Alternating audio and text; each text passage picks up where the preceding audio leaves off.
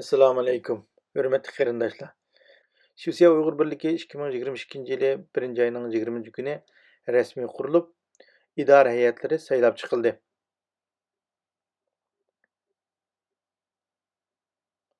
Xitoyning qishliq olimpikini boykot qilish namoyishi 2-oyning 1, 3, 5 kuni Sergel-Toryatda elib berildi. Tashkilot raisi Baxtnur xonimning o'rlashtirishi bilan 26 fevral kuni Tennisda kutubxonasida Shvetsiyadagi xonim-qizlar erkin suhbat programmasi elib berildi.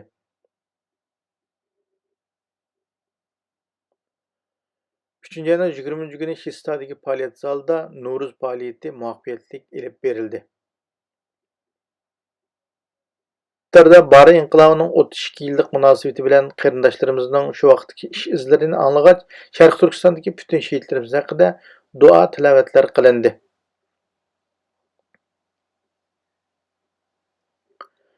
Ro'ziyetni tabriklash hamda Shvetsiyadagi Uyg'ur jamoati bilan Shvetsiyadagi faoliyat zalida 8 may kuni yetliq faoliyat elib bordik. Januarda o'tkazilgan namoyishga 13 may Shvetsiya Uyg'ur birligidan Baxtnur xonim, Qurbonjon, Nabijon qatorliq a'zolar tashkilotimizga vakolatan qatnashib keldi.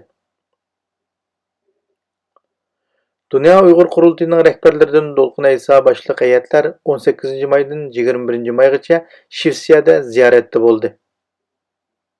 5-oyning 24-kunidan 30-kunigacha Myunxenda Dünya Uyg'ur qurultiyi tarafidan chaqirilgan milliy kengashga bir guruh vakillar qatnashib keldi. Suriyada o'tkazilgan Yevropa lo'nqisini talashish musobaqasida birinchi bo'lgan yoshlarni mukofotlash murosimi 27-avgust kuni Xo'spidagi faoliyat zalida elib berildi.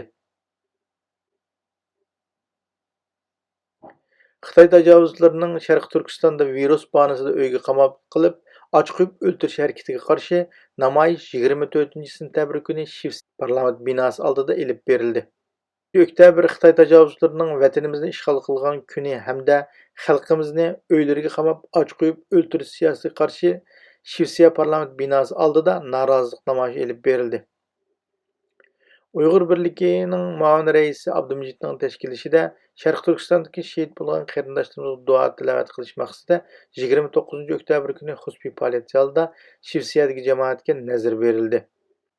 5-noyabr kuni Shvetsiya parlament binosi oldida tashkilotimiz o'rlashtirishida Xitoyning elib berayotgan irqiy qirg'inchilikka qarshi norozilik namoyishi elib berildi.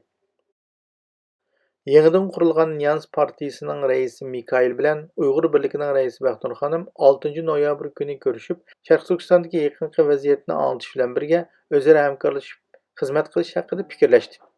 Oxirida Baxtnur xonim Mikhail apandimga Uyg'ur do'ppisi sovg'a qildi. Belgiyada 8-noyabrdan 10-noyabrgacha o'tkazilgan Uyg'ur munbiri yig'iniga tashkilotimizga vakolatan Baxtnur xonim qatnashib keldi.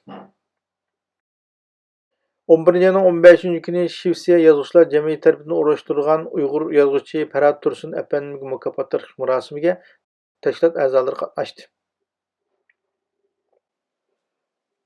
9-dekabr Uyg'ur irqiy qirg'inchiligini e'lon qilingan xotir kuni munosabati bilan tashkilotimiz Shvetsiya parlament binosi oldida namoyish o'rlashtirdi. 10-dekabr kuni kechda Shvetsiya Uyg'ur birligi idora hay'ati 2022 yilda xizmat doklad yig'ini o'rlashtirdi.